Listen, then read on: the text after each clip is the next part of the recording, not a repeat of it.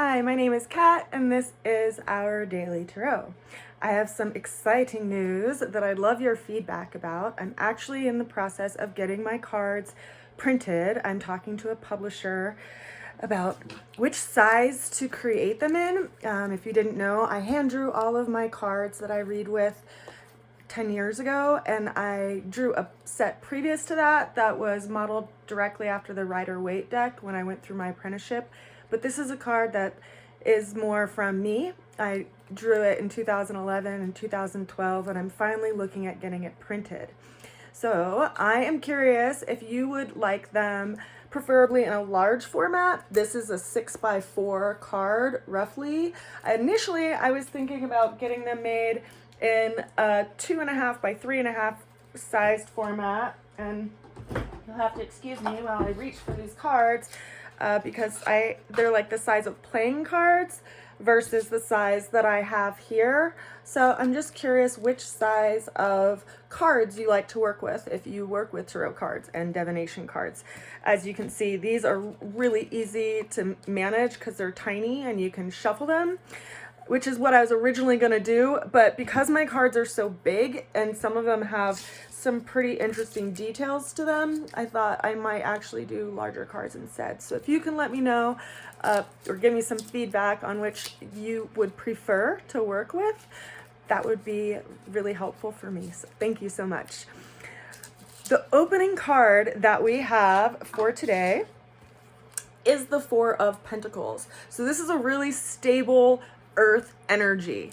And we are, as we mentioned before in other days that were just recently in past, this is an energy of really pulling in all of our beliefs and doing this inventory of sorts over what our beliefs are and what we value on a physical level and on a material level. Also in what we value through our beliefs system. You can see that this person has a coin on their head, they have a coin over their heart, and they have one under each foot, and that is the focus of their attention. It's like unshifting energy, right? Very, very stagnant. And it's also pulling them away from the outside world. You can see that they're kind of bricked off in this enclosure.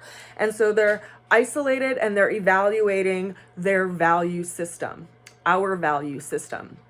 And in some ways, we may be clinging to our value system. The challenge that we're facing today, though, is the Death card. So this is a major arcana card. This is telling us that some of these things that we cling to may not be useful for us. So imagine if you were to have to cross a bridge and the bridge was going to burn behind you. What of those values do you need to take with you? What do you have that is absolutely essential for your journey? Because this is reminding us that there are some things that we need to let go of so that we can be reborn into a different quality of life. That's the key to remember with the Death card. A lot of people are, they get this like trepidation and this overwhelm when they see this card because it speaks of an ending to something. And yet when we consider this card is ruled by Scorpio, when does Scorpio have their birthday in the season? Well, in the Northern Hemisphere, well, at any time of the year, really, it's in October, but in the Northern Hemisphere, that's a time when plants are looking as if they're dying because they are letting go of their leaves and they're pulling themselves inward. It's also the time when lakes tend to freeze, hence fixed water. So consider that there's something that we have to let go of so that we can be reborn. And it may be something that we're really clinging to as far as our value system. Interesting stuff. The way that we're going to get through that challenge is the Knight of Pentacles. So we see this person who is armored to the tilt and they are sitting on top of a horse that looks like it is not going anywhere. It's not moving. And there is a coin that is sitting in their hand. This is an earth-ruled knight. And so it's that energy of moving really, really slow and being really practical with your efforts, doing practical things with your resources, not skipping steps.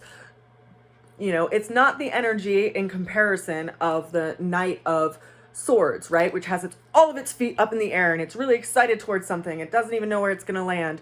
This is a different energy that moves really purposely, very slowly. And so be really conscious of the things that aren't useful for you to take across the bridge, right? What is that thing that you value so much, and is it important?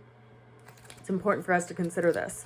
It also speaks to an opportunity that's coming up when we learn to let go of something. The ultimate outcome of the day came through as 2 cards. They literally came out together, and then there was 2.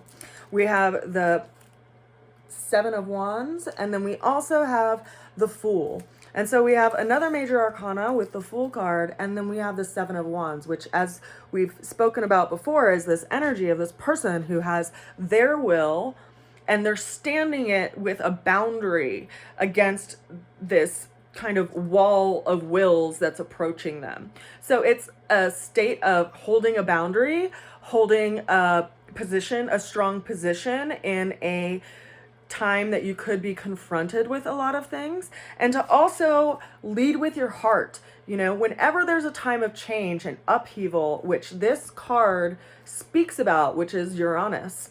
And Uranus is the planet that's in Taurus right now, which is causing a lot of upheaval in areas that have been stable in our lives, which is where Taurus has been in our natal chart, or where it is in our natal chart. Uranus has been visiting there and bringing change and big shifts that we have to adjust to. They're not things that you can go and, wedge a little piece of wood under and make everything go back to normal.